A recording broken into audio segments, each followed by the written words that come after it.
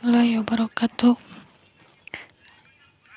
Alhamdulillahirrahmanirrahim. Pada kesempatan ini kami dari kelompok akan mempresentasikan mengenai komponen aktif. Nah, di anggota dari kelompok kami yang pertama saya sendiri Selly Sugiyarti, kemudian ada Desti Aminarti dan ada Asep Mutakin. Lanjut pada materi. Di sini ada yang namanya komponen aktif. Nah, komponen aktif itu merupakan komponen elektronika yang dalam pengoperasiannya itu memerlukan sumber arus atau sumber tegangan tersendiri. Nah, itu pun merupakan komponen elektronika yang memerlukan arus listrik untuk dapat bekerja. Nah, dalam hal ini juga pada rangkaian elektronika arus listrik yang dibutuhkan bisa arus AC ataupun DC. Disebut komponen aktif itu karena jika tidak dialiri arus listrik, maka rangkaian elektronika yang menggunakan komponen aktif itu tidak akan bekerja seperti biasa. Nah, selanjutnya ada yang termasuk itu komponen-komponen aktif apa saja sih? Yang pertama itu ada transistor. Yang kedua ada thiristor dan transducer. Nah, transistor itu merupakan alat semikonduktor yang dipakai sebagai penguat atau sebagai sirkuit pemutus dan penyambung arus, stabilitas tegangan, dan modulasi sinyal. Transistor itu dapat berfungsi semacam keran listrik, di mana berdasarkan arus inputnya atau tegangan inputnya itu memungkinkan pengaliran listrik yang sangat akurat dari sirkuit sumber listriknya. Simbol transistor itu sendiri ada transistor bipolar dan unipolar. Nah, seperti pada gambar transistor bipolar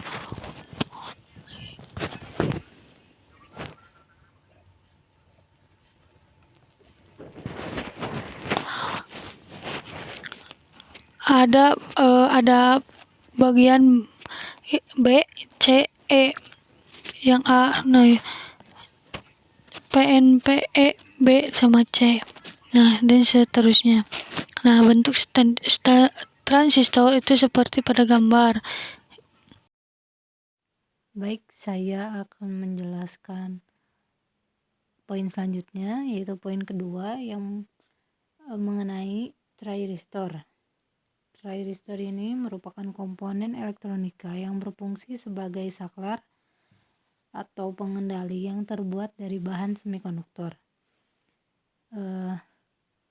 Thiristor secara eksklusif bertindak sebagai saklar dan pada umumnya memiliki 2 hingga 4 kaki terminal. Meskipun terbuat dari semikonduktor, thiristor tidak digunakan sebagai penguat sinyal seperti transistor. Pada prinsipnya, transistor yang berterminal 3 akan menggunakan arus atau tegangan rendah yang diberikan pada salah satu kaki terminalnya untuk mengendalikan aliran arus atau tegangan tinggi yang melewati 2 terminal lainnya. Sedangkan untuk thiristor yang berterminal 2 yang tidak memiliki terminal kendali atau gate, fungsi saklarnya akan diaktifkan apabila tegangan pada kedua terminalnya mencapai level tertentu.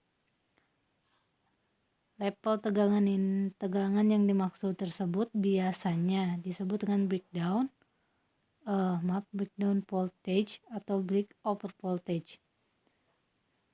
Pada saat di bawah tegangan breakdown-nya, kedua kaki terminalnya tidak akan mengaliri arus listrik atau berada di posisi off. Nah, thyristor ini disebut juga dengan SCR atau Silicon Control Rectifier dan banyak digunakan sebagai saklar elektronik. Di bawah ini merupakan gambar diskrit atau simbol SCR. Bisa dilihat pada gambar 1.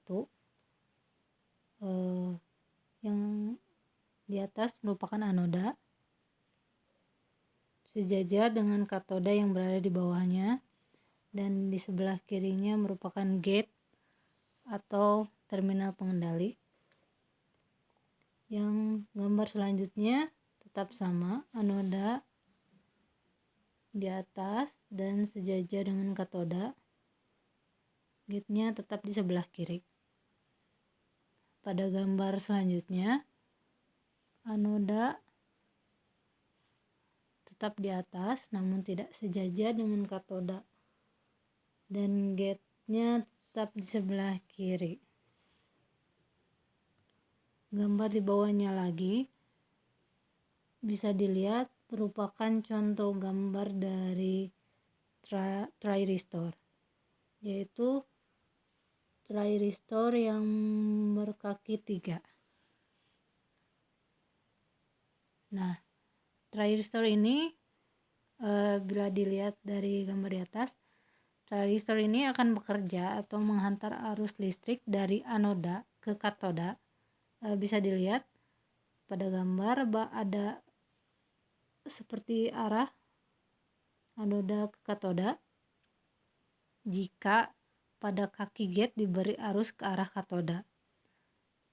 Karenanya kaki gate harus diberi tegangan positif terhadap katoda, maka akan dapat menghantarkan arus listrik. Dan pemberian tegangan ini akan menyulut thyristor, dan ketika tersulut, thyristor akan tetap menghantar dan akan tetap mengaliri listrik. Begitu juga SCR akan terputus jika arus yang melalui anoda ke katoda menjadi kecil atau gate pada SCR terhubung dengan ground-nya. Sekian yang bisa saya jelaskan. Poin ketiga akan dijelaskan oleh teman saya, Asep. Dipersilakan pada Asep untuk melanjutkan presentasi selanjutnya. Ya, baik, saya akan melanjutkan penjelasan dari teman saya yang sekarang akan menjelaskan tentang transducer. Ya, transducer adalah pengoperasian kerja suatu rangkaian yang lebih mudah diukur atau dikendalikan oleh besaran listrik, yaitu tegangan arus di mana terjadi perubahan dari suatu besaran ke besaran lainnya.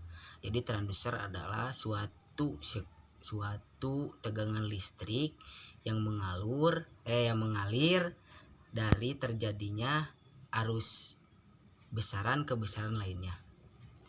Adapun komponen elektronika yang termasuk ke dalam transducer ialah LDR, Light Dependent Resistance, yaitu resistor yang dapat berubah-ubah nilai resistennya jika permukaannya terkena cahaya. Kondisi ialah jika terkena cahaya nilai resistennya kecil. Nah, jadi di sini menjelaskan tentang LDR, yaitu nilai LDR bisa berubah-ubah jika permukaannya terkena cahaya dan kondisinya akan berubah menjadi kecil jika resisten tersebut mengenai cahaya.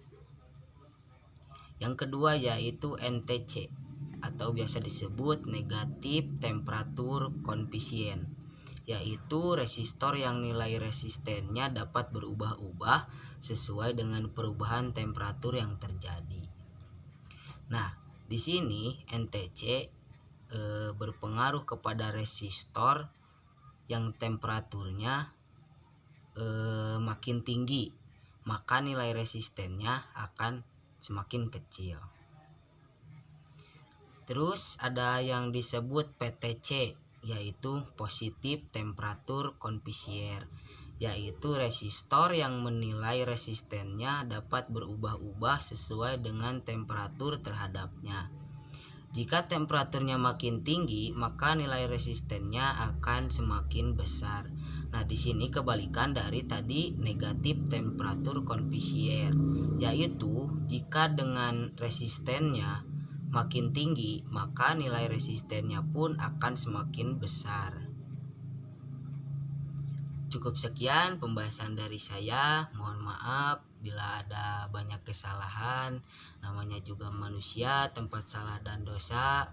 Undur makola ulah tandur mankola. Wallahul muwaffiq ila aqwamit thoriq. Wassalamualaikum warahmatullahi wabarakatuh.